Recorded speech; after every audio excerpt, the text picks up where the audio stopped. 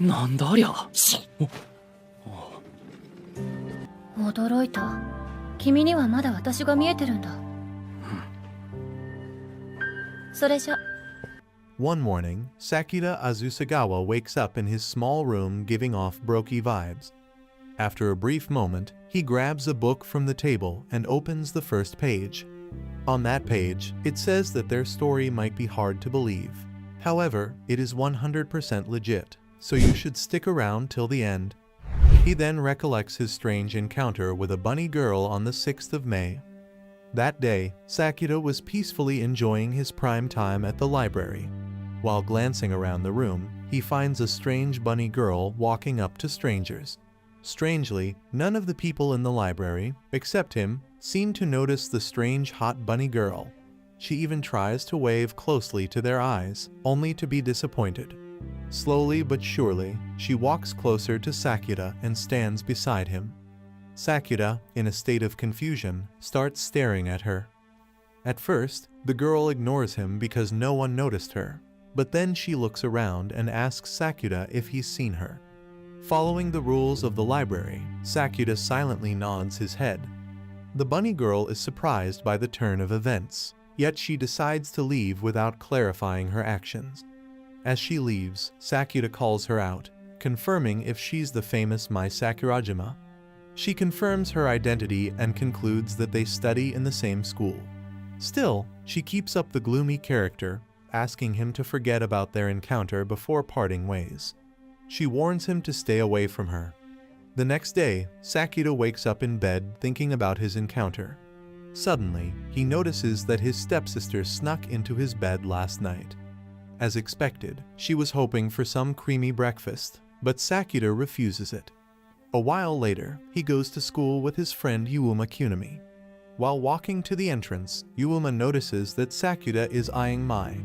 He asks if Sakuta is starting to develop feelings for the unapproachable Mai. As he voices his opinion, Yuuma's girlfriend forcefully grabs his hand and takes him away. As Sakuta continues walking, he briefly narrates Mai's backstory, revealing that, unlike Mappa animators, Mai took a necessary hiatus from school. Despite returning to school, Mai is isolated from the world. He concludes that Mai willingly created this persona to avoid unnecessary interactions with the students. After a long day in school, Sakuta makes his way to the train station, where he unexpectedly finds Mai.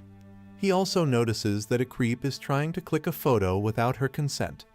Sakuta takes it upon himself to drive him away. He then stands beside Mai, thinking that she will tell him to mind his own business. However, she appreciates his gesture and boards the train with him. 余計なことしないでって怒られるとでも思った？はい。それは思うだけで我慢してる。Inside the train, Sakuta brings up their encounter at the library. Flustered, she reminds him to forget about it. She then hesitantly asks if the rumors about him hospitalizing 3 students are true or not. Sakuta slightly tilts his head and asks about her opinion on the subject. Surprisingly, she doesn't think the rumors are true. Otherwise, he would have faced charges and consequences from the management. Unfazed, Sakuta wishes that his fellow classmates would think the same. Mai advises him to declare that the rumors are false. However, he counters, saying that in modern society, people should follow the flow of events. He then asks her to explain the whole bunny cosplay thing. With a deep breath, Mai explains things from the beginning. She started her career in the showbiz industry at the age of 6. Initially, she enjoyed the dream life. However, as time passed, she started to wish that her fame was just a disbelief. Soon after that, she noticed that people in certain areas don't notice her presence. She tested this in various places like the library and aquarium. Eventually, she concluded that people in some areas are unable to see or hear her. However, this supernatural effect vanishes once she returns to her local area. After getting off the train, they walk together to Sakuta's apartment. Along the way, he claims that her condition is called puberty syndrome. He reveals that teenagers with this disease awaken mysterious supernatural abilities like telepathy and invisibility. Although he does not know about the origins of the disease, naturally, Mai refers to his theory as an urban legend. But he asks for a chance to prove his claims. Inside his room, he unbuttons his shirt to reveal razor-sharp claw scars on his chest. Intrigued, Mai starts to touch his scars, which leads him to climax. Sakuta reveals that his sister Kid was a victim of cyberbullying. One day, after returning from school, he saw that scars appeared on her body mysteriously. The coming morning, he woke up drenched in blood. Luckily, he was taken to the hospital and survived the incident. He says that Kid also suffers from puberty syndrome. Ultimately, he advises her to continue doing shobis and avoid further symptoms. However, Mai lashes out at him for overstepping bounds and bluntly leaves. The following day, Sakuta asks Ryo Futaba if someone could instantly vanish from people's perception. Being a student of science, Ryo gives an example of Schrödinger's cat, saying that everyone has a different perception of reality. After school, Sakuta buys a bag of cream puffs from a lady. Amidst the transaction, he asks the lady if she knows about an actress named Mai. Just as he feared, the lady recalls no memory of Mai. In a state of rush, he grabs the puffs and runs to his apartment. There, he finds Mai sitting by his door, growling in hunger. The following morning, Ryo explains Schrödinger's cat theory by performing the experiment. She concludes that a person's existence cannot be confirmed unless they are observed by others. The same afternoon, Sakuta goes grocery shopping with Mai. At the store, Mai reveals that anything she touches turns invisible. Later at night, Sakuta escorts Mai back to her apartment. He hopes that they will spend the night doing cardio. However, she still hasn't forgiven him for overstepping his bounds yesterday. Without any hesitation, Sakuta blames Mai for their argument. He claims that being dishonest with oneself is unhealthy. Furthermore, he points out the real reason for her hiatus, saying that Mai's mother forced her into a swimsuit shoot. Despite the traumatic experience, Sakuta reckons that she should resume her career in the showbiz industry. After a lot of convincing, Mai agrees to his proposal. やればいい。舞さんだって本当は分かってるはずだ。やりたいなら我慢なんてしなければいい。 Saying that she will come out of retirement under a new agency soon. After a short walk, Sakuta discovers that Mai lives right across the street. Before parting ways, she asks him out on a date over the weekend. On the day of their date, Sakuta rises up early with his lifelong partner. He spreads out a fresh collection of pants and starts measuring their elasticity. At the door, Kid suddenly interrupts his experiments and asks if her brother has lost it.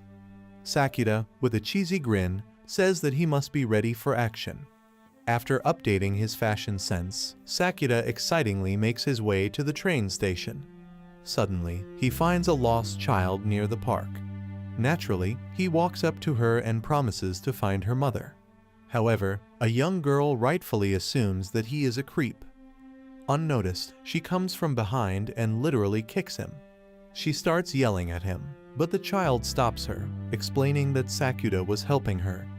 Filled with guilt, the girl asks Sakuta to kick her as compensation.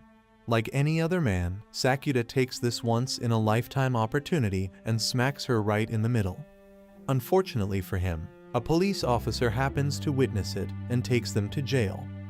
After 1 hour and 30 minutes, Sakuta and the stranger finally get released from the station. In a state of rush, he runs to the train station, assuming that Mai would have left. But his assumptions are falsified when Mai calls his name from behind. After scolding him, they board the train. Inside, she questions his motives behind helping her. With a deep breath, Sakuta reveals that their parents kicked them out after learning about Kid's puberty syndrome. At that point, he was at his rock bottom until an angel in human flesh named Shoko Makinohara met him at the beach. She lent a helping hand and drove him out of despair. She was the reason Sakuta joined the particular high school. However, in the end, he couldn't find her anywhere. In the present, Mai takes Sakuta to the beach. There, she reveals that her mother will be joining them. She wants to tell her mother about resuming her career under a new agency. Moments later, her mother arrives on the beach. She walks closer to Sakuta and completely ignores Mai's existence, shocking both Mai and Sakuta. She asks Sakuta if he called her here. Sakuta tries his best to rekindle the lost memories of Mai. However, she remains unfazed and calls him a prankster. あなたなの？私をこんなところに呼び出したのは。Eventually, Mai begs him to stop pursuing her mother. Afterwards, he spends the entire time asking strangers if they remember the actress named Mai. Little by little, he realizes that Mai's symptoms are getting worse. Ultimately, he forces Mai to visit another city, hoping that people will remember her. But just like before, people are unaware of her existence. In the middle of the night, Sakuta books a cramped hotel room. There, he calls Yuuma, asking if he remembers Mai Sakurajima. Confused, Yuuma calls Sakuta a damn moron, stating that he clearly remembers Mai. Anxiously, Sakuta calls Ryo and earnestly asks for her assistance. She attentively listens to his explanation and agrees to help him. Sakuta then spends the entire day without a wink of sleep. All he does is stare at Mai's angel-like beauty and run his imagination. The following morning, they return to their city. In the afternoon, Sakuta takes Mai to school. However, as expected, nobody can sense her presence. As they part ways, Ryo takes Sakuta to her lab, revealing that Yuuma has forgotten Mai. She hypothesizes that Mai's condition is related to sleep. Since both of them didn't get a shred of sleep, they remembered Mai's existence. As the day passes by, Sakuta recollects Ryo's theory, concluding that he must not sleep. He goes to the store to buy various energy drinks and pills. After returning home, Sakuta drinks all the energy drinks, telling Keed that he is going to whack his meat all night. He then sits at the table and writes down his encounter with Mai. On the second consecutive day without sleep, Sakuta walks to school with Mai. Like a newlywed couple, he puts on a facade, hiding his misery and sleeplessness from Mai. At school, in the midst of exams, Sakuta starts micro-sleeping. Unknown to him, Mai is sneakily watching his condition worsen over time. And just like that, the second day passes by. At night, Mai suddenly catches him in front of a grocery store buying protection. She offers to help him study for tomorrow's exam. At Sakuta's house, Mai begins by teaching him Japanese.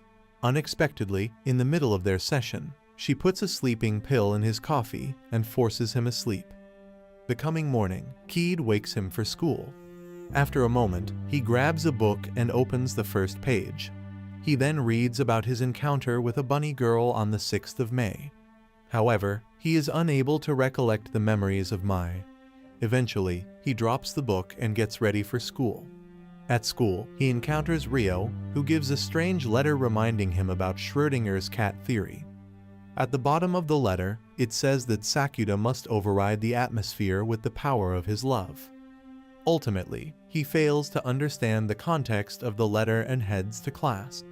While writing his exams, he coincidentally comes across the same questions that Mai taught him.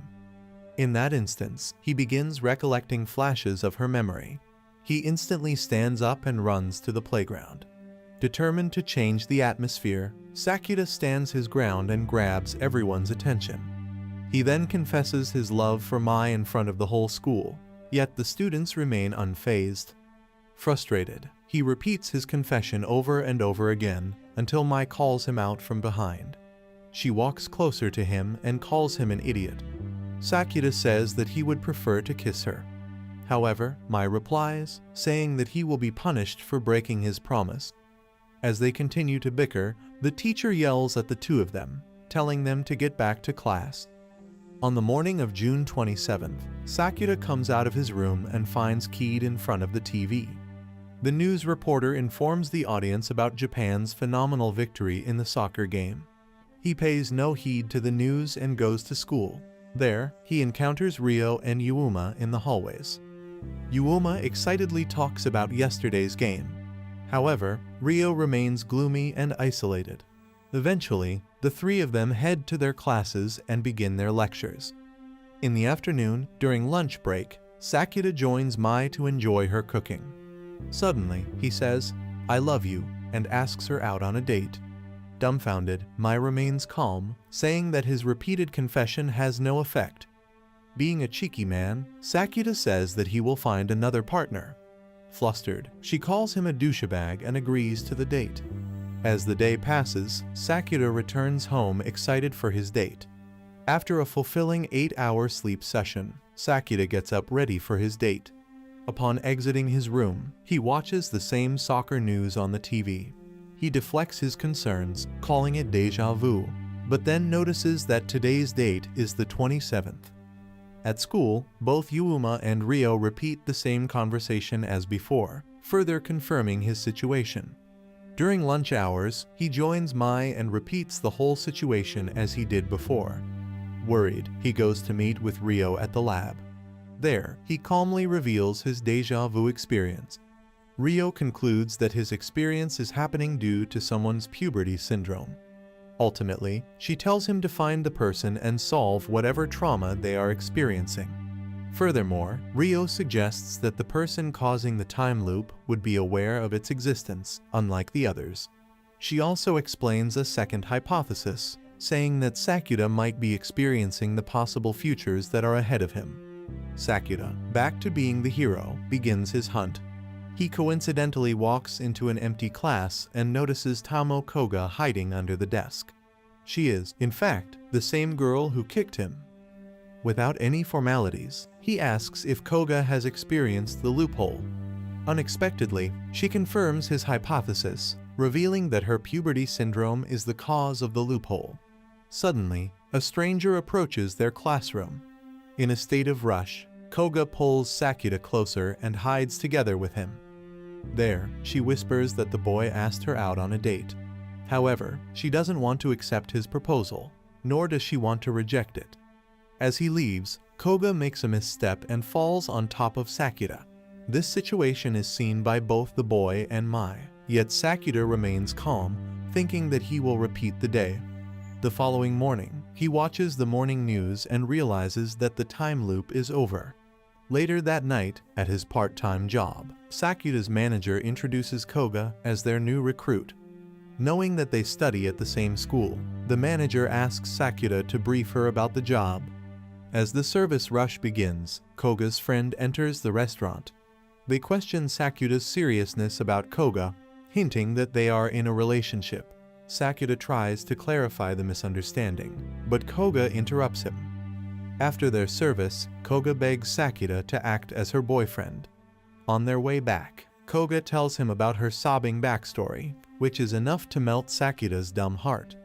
She then puts a time limit on their lie and says that their fake relationship will end after summer break. Eventually, Sakuta senses the similarity between Koga and Keed. He feels a sense of duty towards her. Thus, he accepts her demand to become a fake boyfriend. The next morning, Mai arrives at Sakuta's home, angered about yesterday's incident. She tells him to sit like a loyal dog. Sakuta agrees to every command and clarifies the misunderstanding between him and Koga. Furthermore, he asks her permission to be Koga's fake boyfriend. He reveals that Koga's sobbing backstory and personality is similar to Keed. She overthinks about people's perceptions of her and tends to be overly self-conscious. Ultimately, with a strong kick on Sakuta's face, Mai agrees to his absurd idea. The following morning, Yuuma tells Sakuta about the basketball player named Yaosuke, the boy who wanted to date Koga. Apparently, the scumbag is in a relationship with a third-year student from their neighboring school. This new revelation makes Sakuta feel relieved as he saved Koga from an inevitable heartbreak. After school hours, Sakuta meets Koga at the train station. She apologizes for being late, saying that she was wearing makeup and booking an overnight hotel. Inside the train, Koga starts yawning like a sleepless zombie. She says that her friends were chatting in the group overnight. With a sense of pity, Sakuta tells her to prioritize sleep. However, she counters his advice, saying that chatting with friends and watching cute animal videos is more important. As their date begins, Sakuta accompanies Koga to the aquarium. There, they encounter an ugly and gloomy penguin similar to Sakuta. After a long stay, they travel to a bridge with a beachside view. During their peaceful walk, Koga shows him a picture from middle school, revealing that she was a different person before transferring. She thought that high schoolers in Tokyo might call her boring and old-fashioned, so she changed herself from head to toe, leaving her father broke. Suddenly, she diverts her attention towards a fellow student named Nana. Upon approaching her, they discover that Nana has been looking for jellyfish-shaped jewelry. With a quick glance, Sakuta finds the piece lying near the seashore. He asks Nana if it belongs to her. However, before hearing her response, Koga rushes to the shore and falls into the water. Later at night in the restaurant staff room, Yuuma tells Sakuta about the recent rumors regarding Koga from the basketball group. They were accusing Koga of being immoral, who likes to get screwed by others. He warns Sakuta, telling him to keep his distance from the group. As the next dawn breaks, Koga meets Sakuta at school. She is worried and self-conscious about all the rumors regarding her. Suddenly, Yaosuke and his worthless lackey arrive on the scene. As expected, they start making fun of Koga. This goes on for a few moments until Sakuta steps in. He laughs at Yaosuke while mocking him. In response, Yaosuke punches Sakuta and knocks him to the ground. However, being the rumored demon, Sakuta takes a stand. He beats the hell out of him, tarnishing his name in front of all the ladies. He holds Koga's hand, telling her to stop making up stories to impress others. He suggests they can be friends once their fake relationship is over. After a few days, Mai returns from her acting gig and comes to Sakuta's home. There, she offers to tutor him in the bunny outfit for their final exams. Instantly, he senses that Mai isn't being herself. He then forcefully pushes the truth out of her. Unexpectedly, Mai saw his brawl with the worthless bullies from the other day, which made her feel jealous. The following morning, Sakuta finishes his exams along with Koga. She excitedly shares her performance in the exams. However, Sakuta, with a gloomy voice, says that he will totally fail. Afterwards, Sakuta accompanies Koga on a shopping spree. She buys a bunch of swimsuits and enjoys a meal, all on Sakuta's broke tab. Eventually, Sakuta gets fed up with her and asks when they will break up. Surprisingly, she created the perfect plot for their breakup. She shares her plan to slap the hell out of Sakuta in front of the whole school and tell everyone that he still has feelings for Mai. On the last day of school, Koga asks him for one last date to the beach. There, she comes out of the dressing room looking all cute. The entire day, she desperately tries to win Sakuta over. However, at the end of the day, he asks to break up with her. Koga puts up a facade and, according to the agreement, breaks up with him. With that settled, Sakuta returns home and sleeps like a baby. After a sound sleep, Keed wakes him up early. She tells him that summer break starts tomorrow. Instantly, Sakuta jolts awake and realizes that the time loop has started once again. He goes off to school and confronts Koga about the situation. Unexpectedly, she acts like nothing has happened. Flustered, he goes to the science lab, explaining their past events to Ryo. Initially, she thinks that Sakuta is causing the time loop. However, after inspecting his mental condition, she concludes that Koga is lying to him.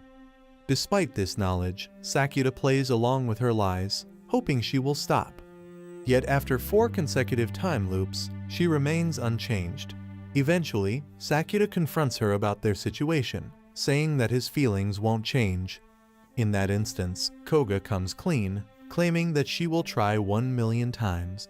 With tears flowing through her eyes, Koga confesses her deepest feelings for Sakuta. But ultimately, he says that Mai is the only girl he loves.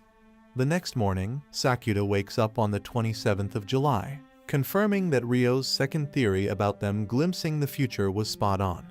He heads to school and asks Mai on a date for like the 100th time. Afterwards, in the hallway, he sees that Koga bluntly rejects the basketball player who started the whole damn thing. From that day onward, his life resumed according to the future he saw. And then, one night in the heavy rain, Mai and Sakuta encounter Shoko Makinohara on the street. She wants to adopt a stray cat. However, Sakuta suggests that it will stay at his house for the time being. Gradually, 2 weeks have passed since Sakuta encountered the 7th grader Shoko. She comes to his home every day to play with the stray cat. Eventually, Sakuta asks if Shoko has an elder sister or a relative that might have a resemblance to her. It turns out she is the only child with no such relatives. In the end, Sakuta meets with Ryo at the grocery store to discuss his past encounter. After a brief thought, Ryo makes an unlikely comment, saying that she isn't Jimmy Neutron. With that said, he compliments her new carefree style. However, Ryo naturally dismisses the compliment and leaves for school. The same night at the restaurant, Yuuma says that he went on dates with his girlfriend. Yet he can't help but envy Sakuta for having a bombshell of a girlfriend. After changing into his uniform, he prepares to take the first order. Surprisingly, he finds Mai standing next to the door. She apologizes for ghosting him all week and says that she will compensate with some fan service. A few hours later, Sakuta wraps up and asks Mai out on a peaceful walk. While passing by a questionable alleyway, they notice Ryo entering an internet cafe. Naturally concerned for their friend, they decide to follow her. Yet inside the maze of cabins, they lose track of her. Ultimately, Sakuta borrows Mai's phone and calls her. With a gloomy tone, she answers the phone, asking what the heck is his problem. Suddenly, Mai diverts his attention towards another Ryo with an old-fashioned sense. She tries to run away, but Sakuta grabs her hand. Moments later, on the rooftop, Ryo reveals that she is suffering from puberty syndrome. It turns out 3 days ago a new Ryo appeared in the world with better fashion sense. She has taken over her life altogether. After knowing that Ryo is living at the net cafe, both Sakuta and Mai invite her to their home. Eventually, they decide to live together at Sakuta's place. After returning home, Sakuta prepares a hot bath for Ryo. He then calmly sits outside the bath and asks her opinion on the situation. Instantly, Ryo claims that their situation is known as quantum teleportation. It is much similar to what happened with Koga and him. At night, Mai sneaks into the living room. She predicts that Sakuta will go to school and investigate the fake Ryo. Just as expected, Sakuta decides to play the hero and even asks Mai to fulfill her waifu duties in advance.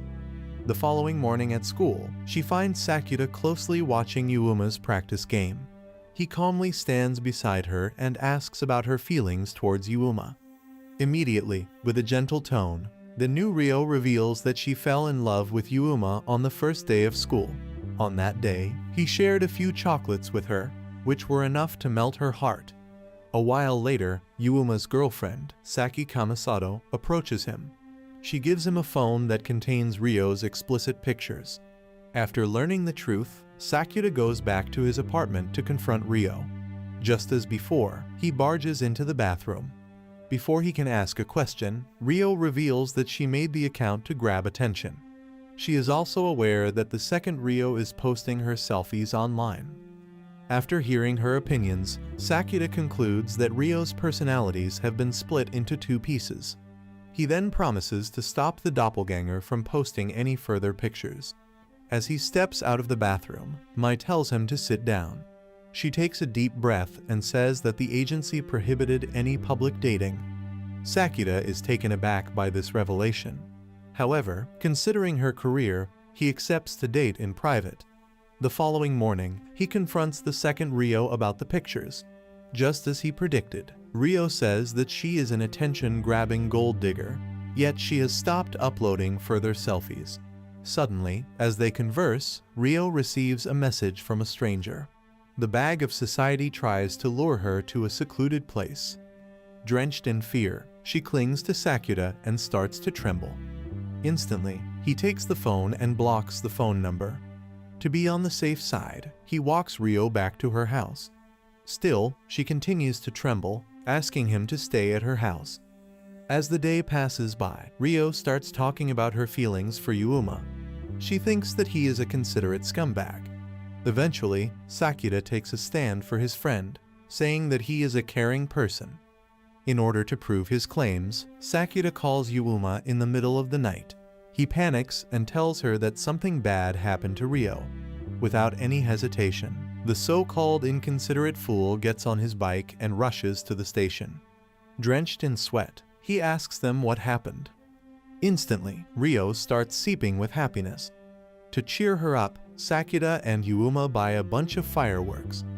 They then spend the entire night playing with various fireworks, recreating their memories from the festival. The following morning, Sakuta makes his way back to the apartment to prepare for school. After wearing his uniform, he gives Ryo the device containing her explicit pictures.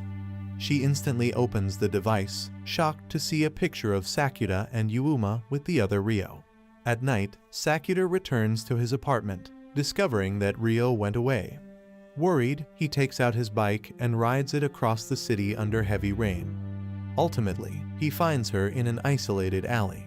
However, due to exhaustion and fever, he collapses on the ground.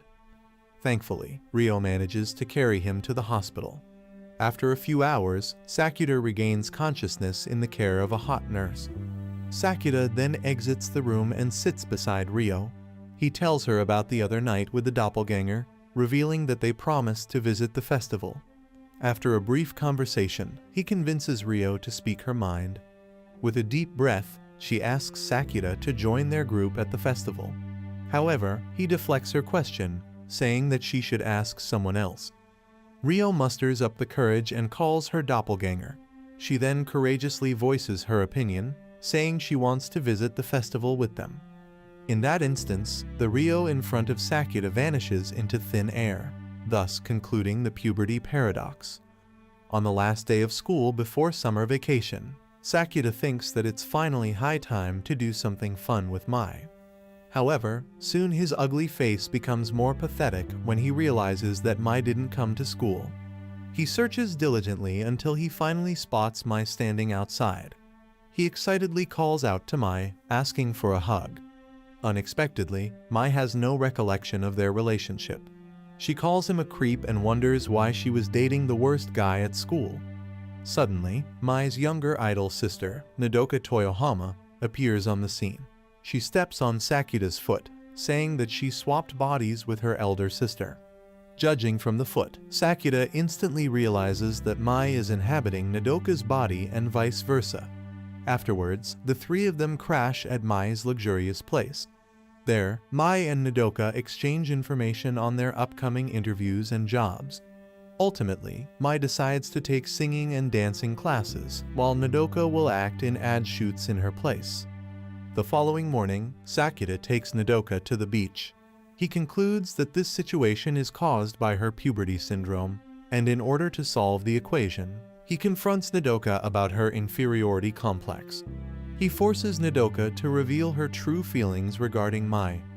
In the end, she confides in Sakuta, saying that she hates her older sister. All of a sudden, Mai shows up on the scene. That's when their fight escalates, as Mai says that she hates Nodoka as well. On the day of the shoot, Sakuta sneaks onto the set to keep a close eye on Nodoka. However, Nodoka misses her lines, leading to a retake. Suddenly, as everyone waits for the train to pass by, Nodoka starts feeling the pressure of the craft.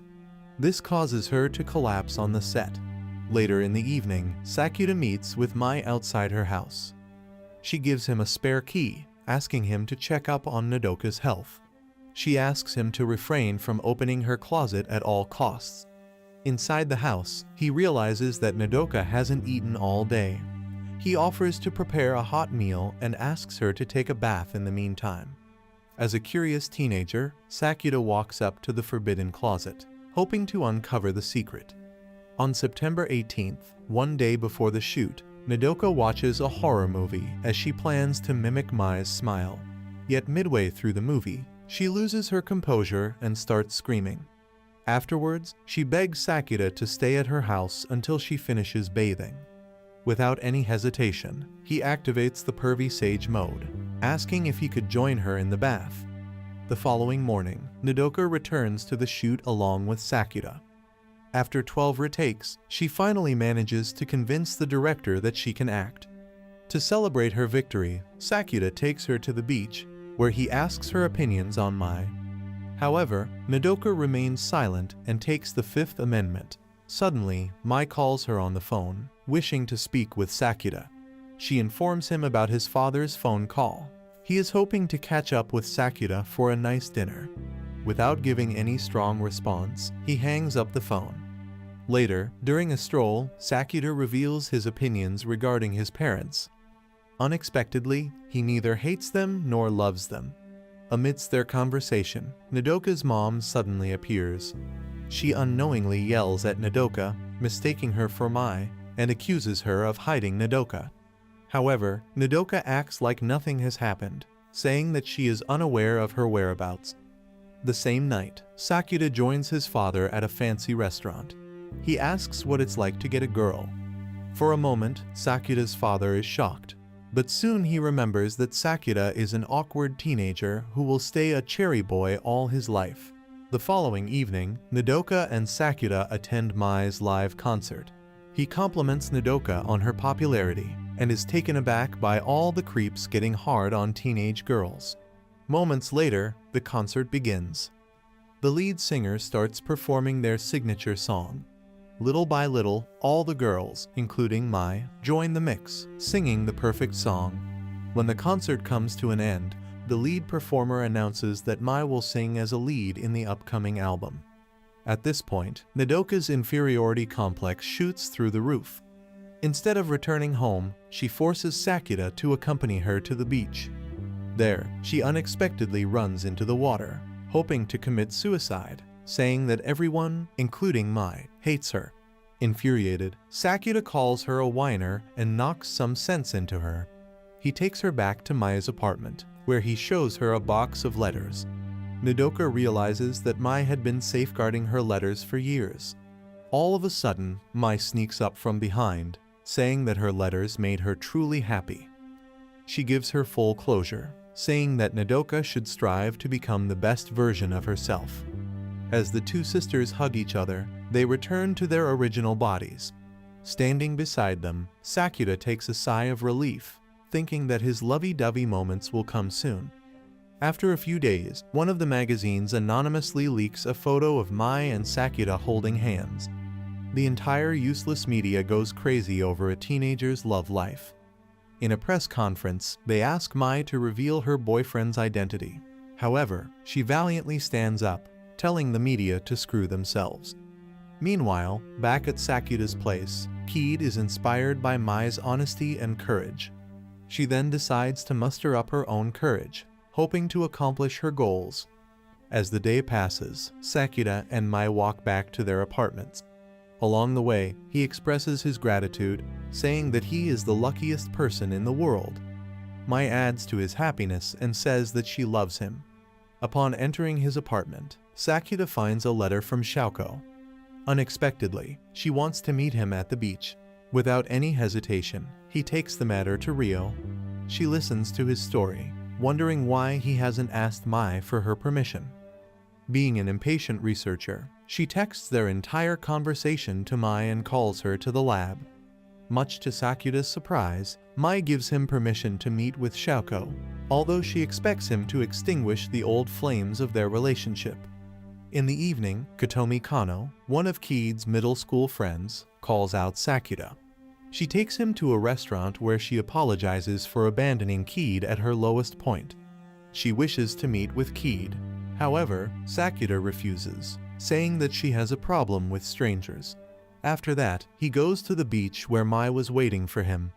After a brief thought, he plans to leave without meeting with Shōko.